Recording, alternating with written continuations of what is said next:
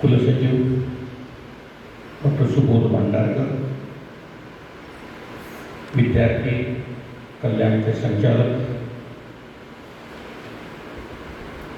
Doctor Chaudhari sir, परीक्षा समन्वयक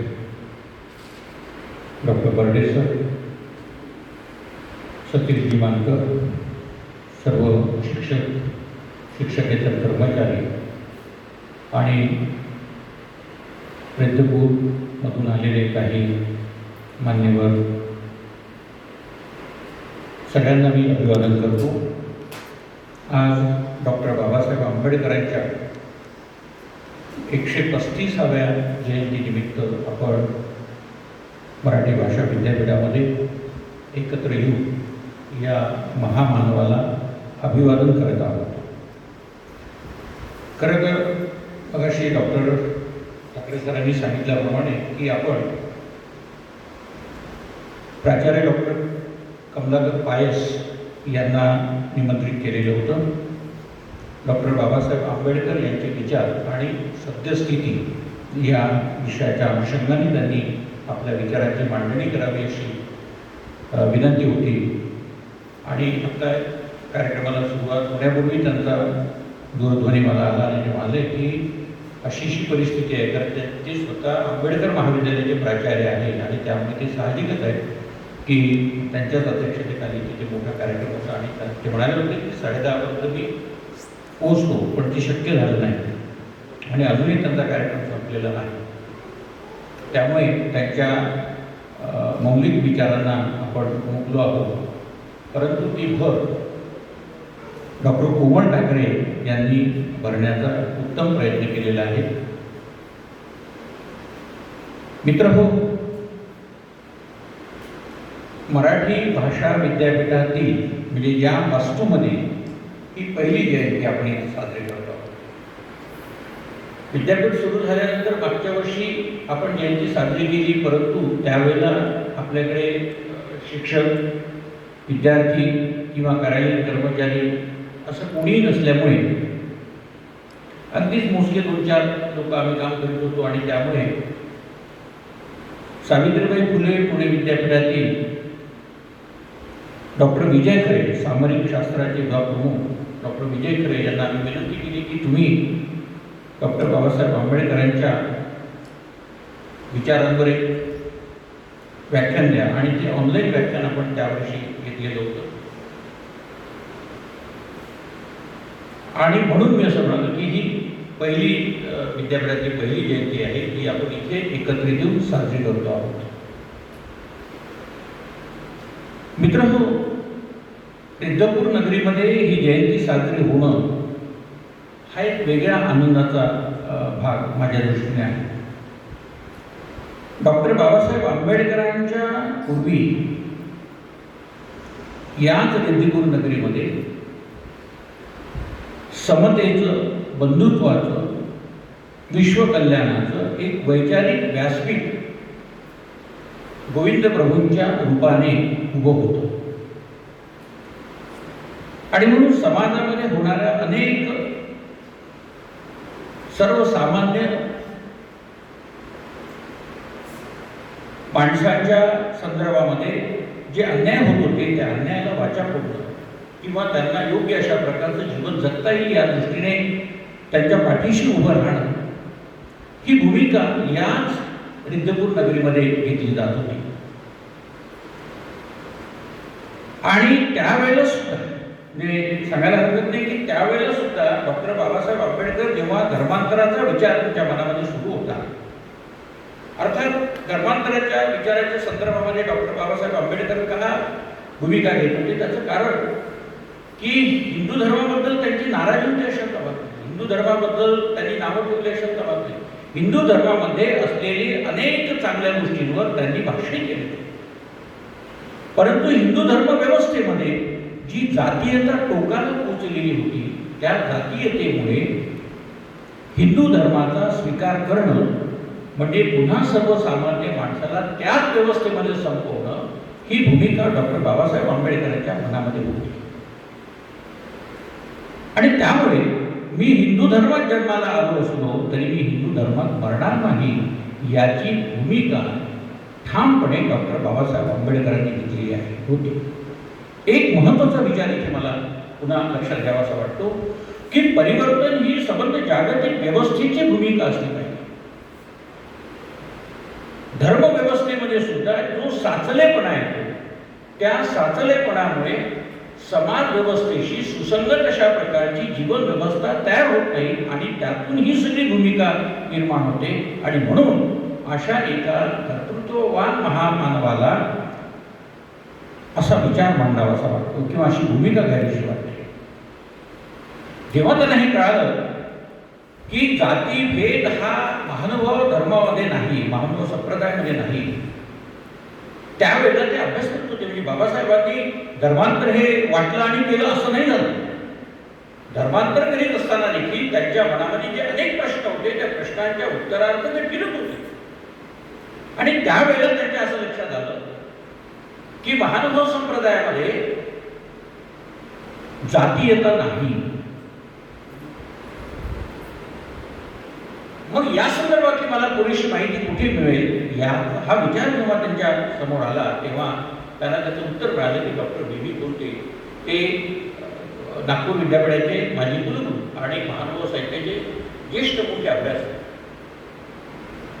पण डॉक्टर बाबासाहेब आंबेडकर आणि बी कोलते यांची भेट झाली आणि बी कोलत्यांनी डॉक्टर बाबासाहेब आंबेडकरांना जे योग्य सांगायला पाहिजे होतं ते सांगितलं नाही. आता काही प्रमाणामध्ये अशी परिस्थिती निर्माण झाली होती की महानुभाव संप्रदायामध्ये म्हणजे हा जो इकडचा जो पट्टा बघितला आपला अमरावती, नागपूर, भंडारा, गोंदिया वगैरे हा जो परिसर बघितला तर इकडचा बहुतांश अस्पृश्य वर्ग किंवा हा महानुभाव संप्रदायामध्ये आहे. अजूनही आहे. पण त्यांना असं जाणवत होतं की महानुभाव संप्रदायातले काही उच्चवर्णीय लोक हे आपल्याला दूर ठेवतात की काय अशा प्रकारचा समज गैरसमज हा त्या कालखंडामध्ये निर्माण झालेला होता. भाऊसाहेब कोलते यांनी धर्मव्यवस्था नेमकी काय आहे हे जर नीटपणे डॉक्टर बाबासाहेबांना समजून सांगितलं असतं तर कदाचित संबंध अस्पृश्य वर्ग त्यावेळेला जो बाबासाहेबांच्या पाठीशी खंबीरपणे उभा होता तो सगळा महानुभाव धर्मामध्ये आला असता. हे डॉक्टर बी कोलते यांनी अजूनही चालूची वाट या आपल्या आत्मचरित्रामध्ये नोंदवून ठेवलेलं आहे. हे लक्षात घेण्यासाठी तरीही बाबासाहेबांच्या संदर्भात एक विचार नेमका आपल्या लक्षात घेणं आवश्यक आहे की असं असताना सुद्धा चुकीची माहिती दिली गेली ती दिली गेली नसती तर असं झालं असतं. पण तरी सुद्धा बाबासाहेबांनी कोणत्याही इतर देशातल्या धर्मव्यवस्थेचा स्वीकार केला नाही. या देशामधल्या बौद्ध धर्माचा स्वीकार करून भारताबद्दलचा जी एक आत्मीयता भारतीय धर्मव्यवस्थेविषयीचं प्रेम हे त्यांनी आपल्या विचारातून व्यक्त केलेलं आहे, कृतीतून व्यक्त केलेलं आहे. हे लक्षात घ्यायला पाहिजे. मित्रहो, डॉक्टर बाबासाहेब आंबेडकरांनी स्वातंत्र्य, समता आणि बंधुत्व ही जी भूमिका मांडलेली आहे या भूमिकेच्या अनुषंगाने सद्यस्थितीच्या संदर्भामध्ये आपल्याला डॉक्टर पायस यांनी भाष्य करावं अशी माझी अपेक्षा होती आणि म्हणून त्याच विषयाला थोडंसं स्पर्श करण्याचा फक्त मी प्रयत्न करतो, फार वेळ घेणार नाही. आपल्या असं लक्षात येतं की आज तांत्रिक आणि विज्ञानाच्या दृष्टीने प्रचंड अशा प्रकारची प्रगती होऊन सुद्धा डॉक्टर बाबासाहेब आंबेडकरांचा विचार हा समाजाच्या प्रत्येक घटकामध्ये स्थिरावला आहे का याचं चिंतन करण्याची, आत्मचिंतन करण्याची गरज आलेली आहे.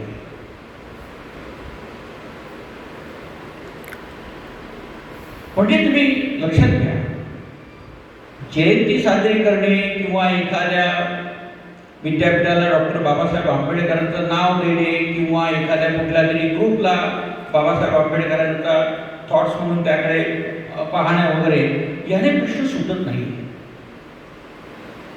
प्रश्न सुटतात समाजातल्या प्रत्येक माणसाच्या मनामध्ये बाबासाहेब आंबेडकरांनी पेरलेल्या सामाजिक मूल्यांची जी जीवन जाणीव आहे ती आत्मसन्मुख होऊन त्याबद्दल चिंतन करणे.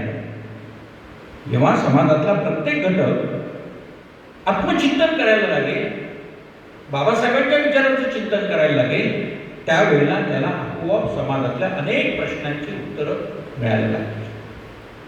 परंतु आपलं ते होत नाही.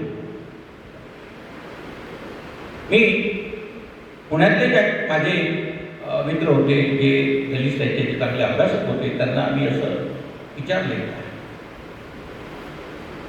की डॉक्टर बाबासाहेब आंबेडकरांच्या जयंतीच्या दिवशी तो जल्लोष आहे, आनंद आहे, काही शंका नाही. लाखो लोकांच्या जीवनाला एक दिशा देणारा एक महामानव आणि त्याची जयंती साजरी करत असताना लोकांच्या मनामध्ये उत्साह निर्माण होणं हे साहजिकच आहे. पण असं चित्र आपण जेव्हा पाहतो, जेव्हा आता सरांनी सांगितलं की थंडीपासून ऊर्जा मिळावी म्हणून मधुर रसाचं सेवन करून वागणारी लोक आणि माझ्या भारतातल्या दीनदलितांचं दुःख हीच माझी ऊर्जा आहे असं पासून त्या मद्यपानाला नाकारणारे बाबासाहेब आंबेडकर हे मात्र आमच्या समाजाच्या अग्रस्थानी येत नाहीत. म्हणजे बरेचदा असं चित्र बघितलेलं आहे की याच्यामध्ये देखील प्राशन करून नाचतात वगैरे वगैरे. तेव्हा मी जे विचारवंत होते त्यांना मी असं विचारलं की आपण डॉक्टर बाबासाहेब आंबेडकरांच्या बद्दलच्या छोट्या छोट्या पुस्तिका ह्या समाजापर्यंत का पोहोचवत नाही, हे समाजाला का सांगत नाही? तर त्यांनी मला हे उत्तर दिलं, सर हा समाज त्याच्या पलीकडचा, हा समाज त्याच्या पलीकडचा आहे. त्यांना असंच बाबासाहेब पाहिजे न कळाले. म्हणून दुःख हे आहे मला की डॉक्टर बाबासाहेब आंबेडकर कळणं याच्यासाठी बाबासाहेबांच्या वैचारिक विचारांचा, व्यवस्थेचा अभ्यास करणं, त्यावर चिंतन करणं, यातून तुम्हाला बाबासाहेब आंबेडकर कळू शकतात.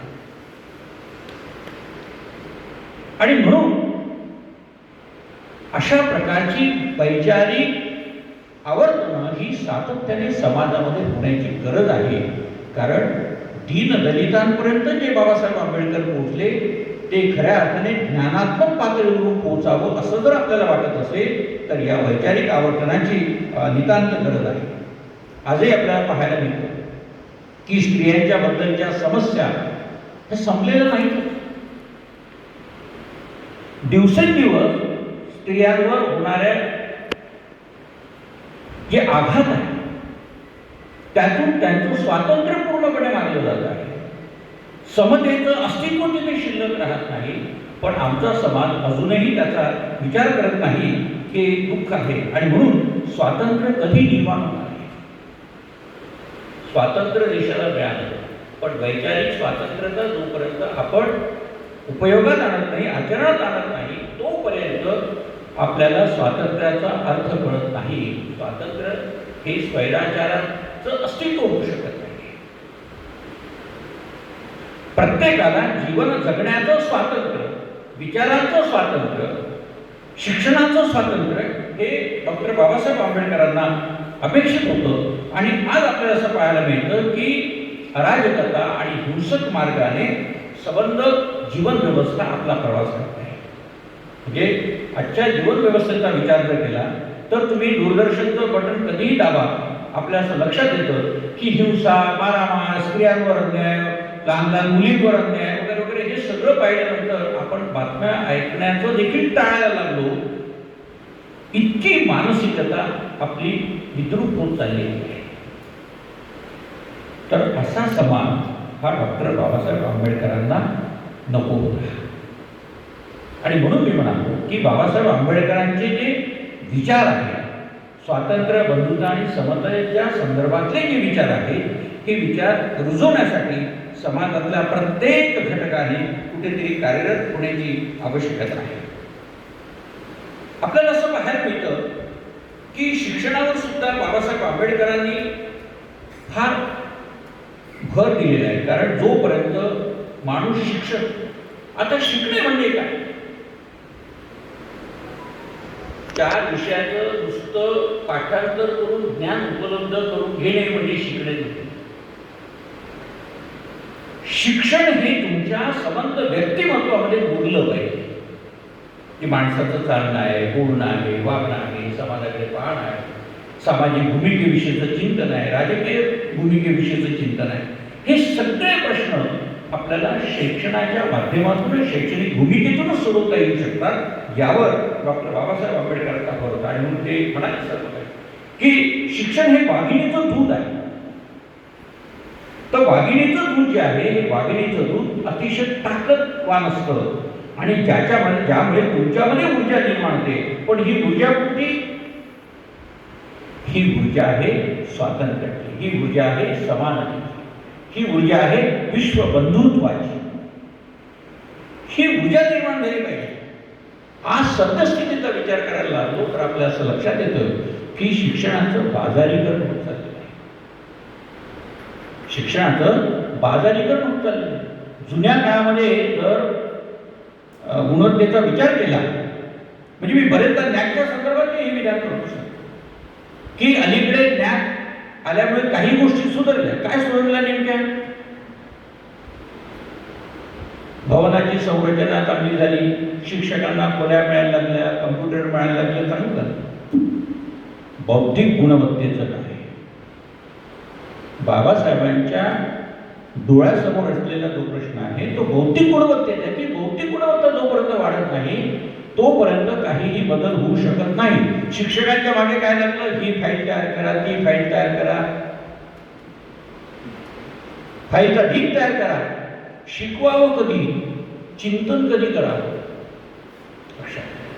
आणि म्हणून आजच्या कालखंडामध्ये शिक्षक होणं ही अत्यंत मोठी जबाबदारीची बाब आहे, हेही आपल्याला लक्षात घेणं आवश्यक आहे. डॉक्टर बाबासाहेबांच्या डोळ्यासमोर जो शिक्षक वर्ग होता तो फार वेगळा होता. म्हणजे मिलिंद कॉलेज नागपूरचं, आपल्या औरंगाबादचं संभाजीनगर, आणि सिद्धार्थ कॉलेज हे मुंबई, म्हणजे पीपल्स एज्युकेशन सोसायटी ही बाबासाहेबांनी स्थापन केली.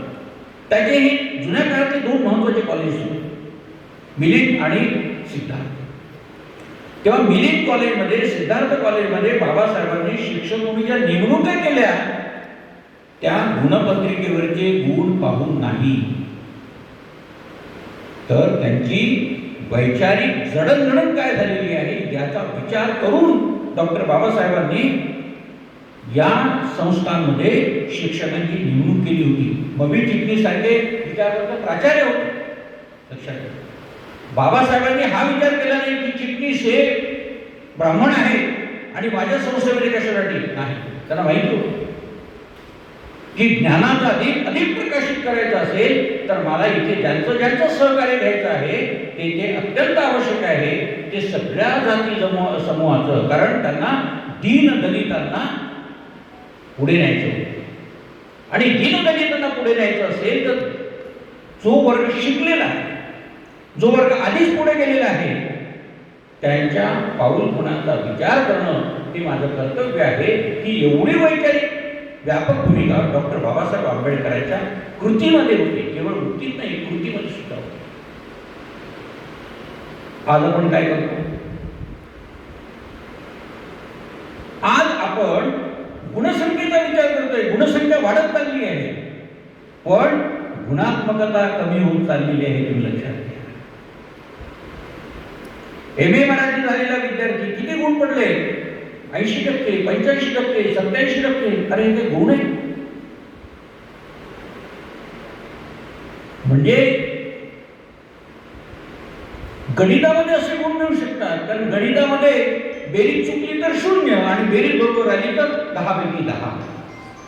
पण साहित्यामध्ये असे गुण मिळणं हे कदापिही शक्य नसतं. म्हणून म्हणाले की गुणसंख्या वाढत चालली, पण गुणात्मकता घटत चालली आहे. गुणात्मकतेचं काय? प्राचार्य नरहर कुरुंदकर हे पीपल्स कॉलेजचे, नांदेडच्या पीपल्स कॉलेजचे प्राचार्य होते. मराठीच्या लोकांना सगळ्यांना माहिती आहे. नांदेडचे पीपल्स कॉलेजचे प्राचार्य नरहर कुरुंदकर हे कॉलेज कुरुंदकरांच्या नावाने ओळखलं जात असे. कुरुंदकरांच्या कॉलेजला मी प्राध्यापक आहे. कुरुंदकरांचं कॉलेज वास्तविक ते पीपल्स एज्युकेशन सोसायटीचं कॉलेज आणि कुरुंदकर तिथे प्राचार्य होते. कुरुंदकर हे 10वी मध्ये सतत नापास होणारे, कसे तरी सुटलेले 10वी, पुढे BA झाले, MA झाले, PhD वगैरे केले नाही आणि प्राचार्य म्हणून लागले.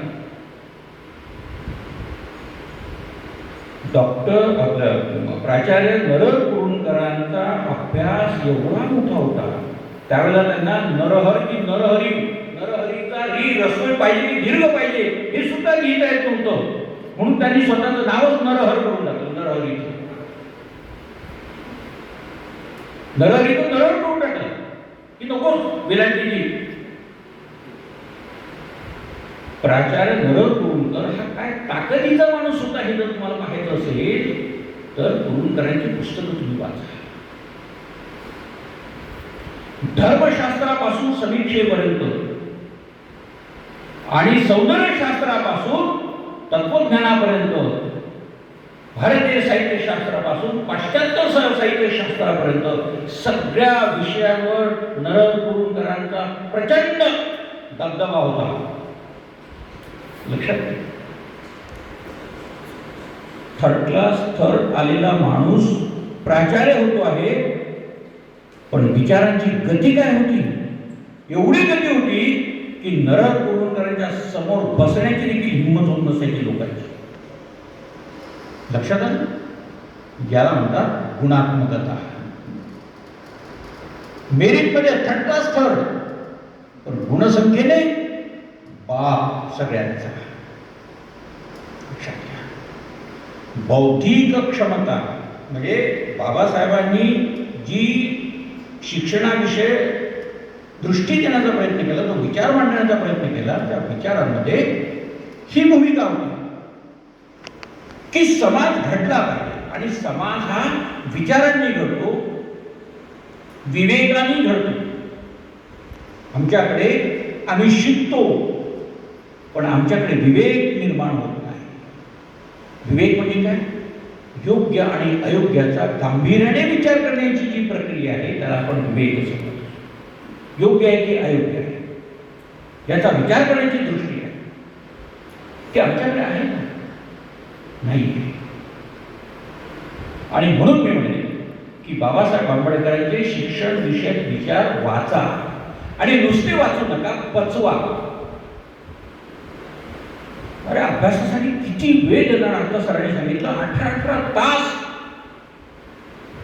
त्यांच्या जीवनामधला एक प्रसंग, बाबासाहेब वाचायला बसले आणि त्यांचा जो सेवक होता तो सेवक म्हणाला, रात्र झाली त्याला जायचं होतं, तेव्हा तो सेवक म्हणाला की मी जाऊ का साहेब, वेळ झाली माझी. म्हणतात तो निघून गेला आणि सकाळी पुन्हा त्याच्या ठरलेल्या वेळेप्रमाणे तो पुन्हा बाबासाहेबांच्या सेवेत हजर झाला. त्यावेळेला बाबासाहेब त्याला असं म्हणतात, अरे तो अजून गेलाच नाही का? बाबासाहेब काय होते? त्या खुर्चीवरून न उठता बाबासाहेब केवळ वाचत बसले. मित्र हो, असा महामानव भारतामध्ये जन्माला येणं हे खऱ्या अर्थाने भारताचं वैभवशाली अस्तित्व आहे. हे भारताचं वैभव आहे. आम्ही अजूनही बाबासाहेबांकडे पाहत असताना मगाशी सरांनी फार अतिशय उत्तम सांगितलं की हे यांचे अहो संतांपासून तर आपण महामानवांपर्यंत, विचारवंतांपर्यंत सगळ्यांना जातीच्या कुंपणामध्ये बांधून टाकलं.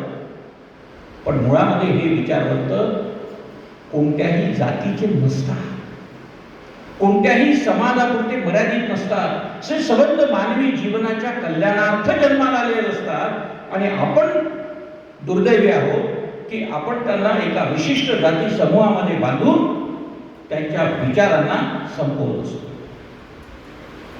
तेव्हा मित्र हो, मला सांगताना हे फार वाईट वाटतं की अशा प्रकारची एक बांधिलकी आपल्या मनामध्ये निर्माण न करता एक व्यापक अशा प्रकारचा विचार निर्माण होण्याची गरज आहे. आणि म्हणून या समाजातल्या कोणत्याही दीनदलितांनी असं म्हणू नये की बाबासाहेब हे फक्त आमचे आहे. नाही, बाबासाहेब हे सबंध समाजाचे आहे. अरे पाश्चात्य देशांमध्ये सुद्धा बाबासाहेबांच्या विचारांचा आदर केला जातो. तो कशासाठी? तो यासाठी. आणि म्हणून बाबासाहेबांचे विचार कोणत्याही प्रतिमेमध्ये किंवा कोणत्याही पुतळ्यामध्ये बंदिस्त होत नाही. त्या विचारांची पूजा करायची असेल तर बाबासाहेबांच्या एकूण व्यवस्थेबद्दल अधिक गंभीर होणं आवश्यक आहे.